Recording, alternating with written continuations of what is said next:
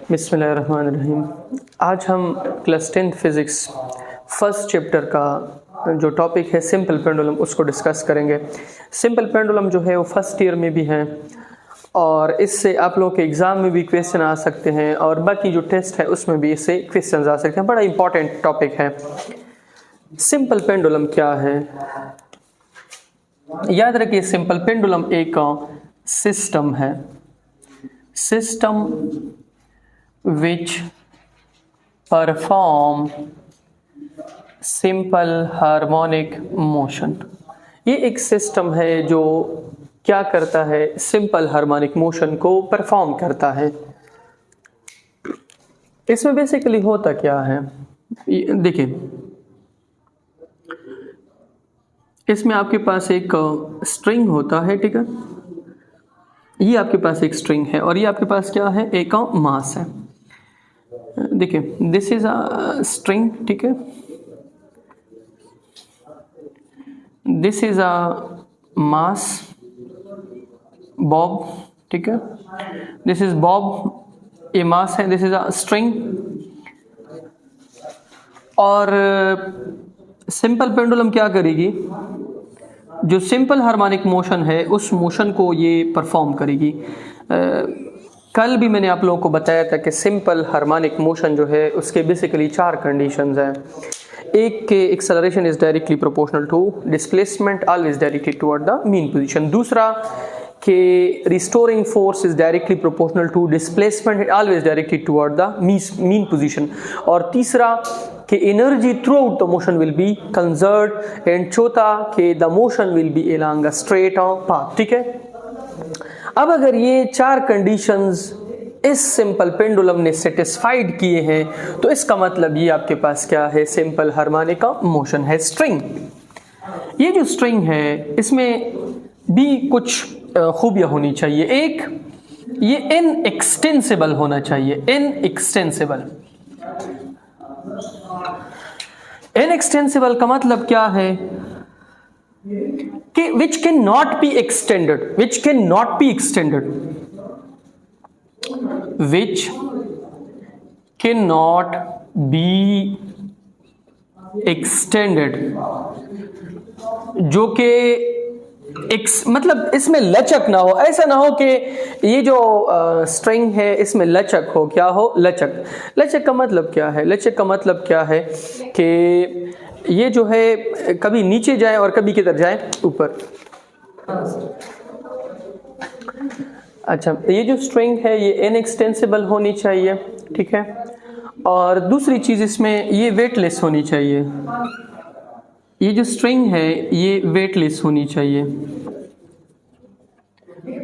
Weightless का हरगिज़ ये मतलब नहीं है कि मास, यहाँ पे बहुत सारे स्टूडेंट इस ज़हन में ये लेते हैं कि ये मासलेस। वेटलेस का मतलब ये है कि इसके ऊपर के नीचे जो फोर्स ग्राउंड इसके ऊपर लगा रही है वो क्या हो, बहुत ज़्यादा कम हो, ताकि वो जो सिंपल हार्मोनिक मोशन की कंडीशंस है उसको क्या करे, पूरा कर सके। ये जो इसका बॉब है, बॉब, ये जो मास है जिसको हम बॉब बोलते हैं, ये आपके पास स्फीरिकल होना चाहिए। क्या होना चाहिए, स्फीरिकल शेप में, स्फीरिकल शेप होना चाहिए। और दूसरा स्मॉल रेडियस का होना चाहिए। और थर्ड नंबर पे ये हाई डेंसिटी का होना चाहिए, मेटालिक। देखिए स्फीरिकल शेप होगा तो हर तरफ से इसके ऊपर जो फोर्स लगेगी वो यूनिफॉर्म होगी। क्या होगी, यूनिफॉर्म, यूनिफॉर्म रेजिस्टिव फोर्स। देखिए अगर आप फुटबॉल ले लेना, फुटबॉल को आप जहां से भी किक करें हवा में, वो हर तरफ से गोल है, हर तरफ से इसके ऊपर फोर्स क्या लगेगी, एक जैसी लगेगी, ठीक है। इसके बाद इसका जो लेंथ है वो क्या होना चाहिए, एक्सटेंडेड, ठीक है।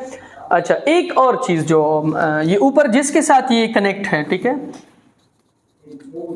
जिस चीज के साथ ये अटैच्ड है, ये आपके पास क्या होना चाहिए, फ्रिक्शनलेस।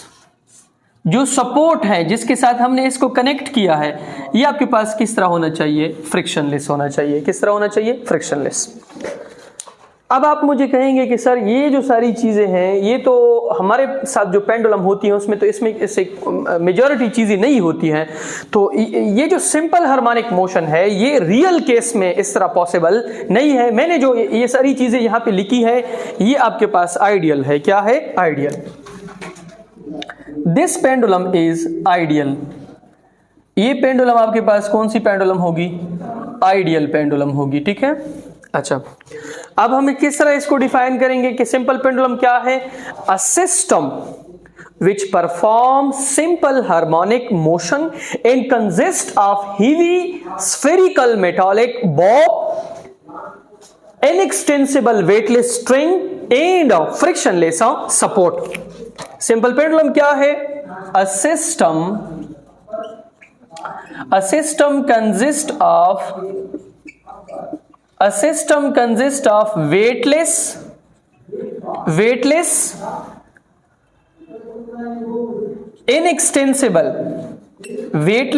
inextensible string। ठीक है। A system consists of weightless inextensible string, frictionless support,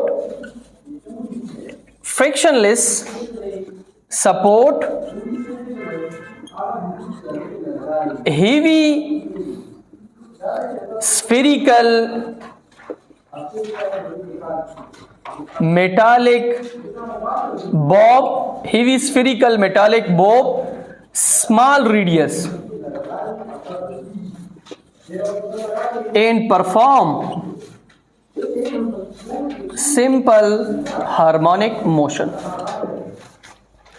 एक ऐसा सिस्टम जिसमें स्ट्रिंग आपके पास इनएक्सटेंसिबल और वेटलेस हो, मास आपके पास spherical small radius high density का हो, सपोर्ट आपके पास फ्रिक्शनलेस हो और वो क्या परफॉर्म करे? सिंपल हार्मोनिक मोशन परफॉर्म करे। तो फिर ये जो पेंडुलम है this is a simple pendulum. ये आपके पास सिंपल पेंडुलम है। अब सबसे पहले हम सिंपल पेंडुलम को मीन पोजीशन पर चेक करेंगे। When the pendulum is at a mean position, जब आपके पास पेंडुलम किस पोजीशन पर होगी? Mean position. When the pendulum is at a mean position, जब पेंडुलम मीन पोजीशन पे होगी। याद रखें जब आपके पास पेंडुलम मीन पोजीशन पर होगी तो इस वक्त टेंशन अपवर्ड होगा और वेट डाउनवर्ड होगा। Tension will be upward and weight will be downward. और इस मीन पोजीशन पर नेट फोर्स किस चीज के बराबर होगी? जीरो के। और यहां पे बॉडी जो है वो इक्विलिब्रियम में होगी। किस में होगी? इक्विलिब्रियम में। और न्यूटन फर्स्ट लॉ को वो क्या करेगी? ओबे करेगी। न्यूटन फर्स्ट लॉ क्या कहती है कि in the absence of all external forces a body at rest will be remain at rest and a body in motion will be remain in motion. अब हम चेक करेंगे सिंपल पेंडुलम को कहां पर? एक्सट्रीम पोजीशन पर। कहां पर? Extreme position पर। अच्छा, एक्सट्रीम पोजीशन पे चीजें जो है वो थोड़ी सी स्प्लिट होगी। क्या होगी? स्प्लिट। किस तरह?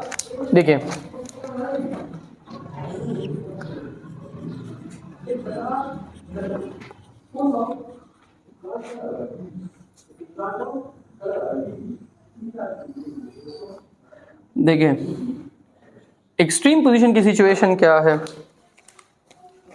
टेंशन जो है वो इस तरह अपवर्ड होगी। वेट जो है अगर आप इसको देखें, वेट फिर कंपोनेंट्स में स्प्लिट हो जाएगी। एक इसका कंपोनेंट होगा Wx और एक कंपोनेंट होगा Wy। ठीक है। अच्छा, अब यहां पे जो x कंपोनेंट है वो किसको बैलेंस करेगी? टेंशन। x कंपोनेंट जो है वो किसको बैलेंस करेगा?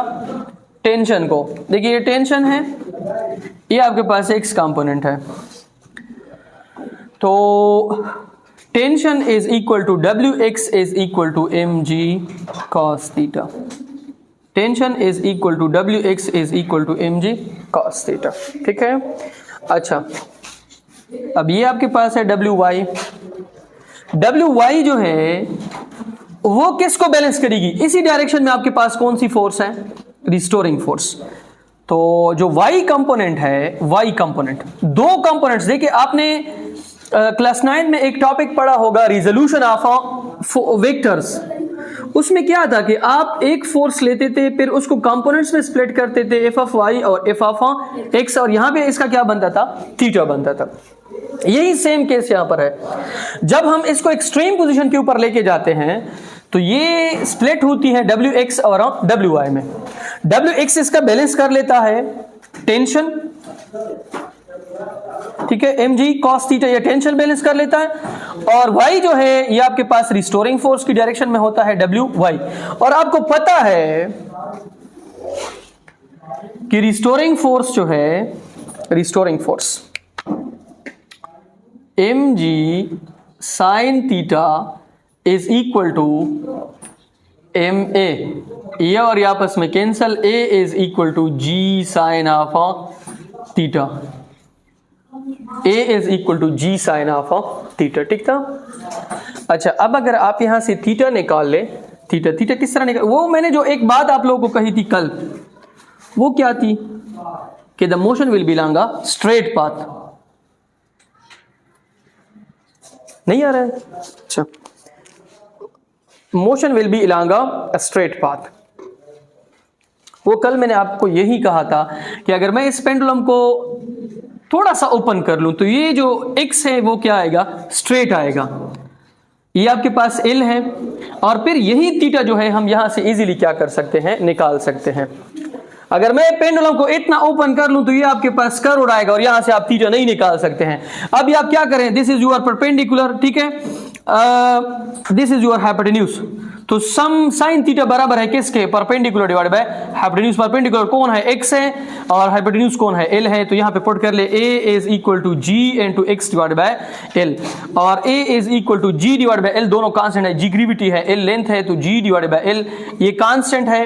तो और इसको हम किसके बराबर लेते हैं, ओमेगा स्क्वायर के। ओमेगा स्क्वायर कांस्टेंट को खत्म करो, इज इक्वल को खत्म करो, तो a is directly proportional to x, और नेगेटिव साइन हमने किसके लिए लगाया था, डायरेक्शन के लिए लगाया था, ठीक है।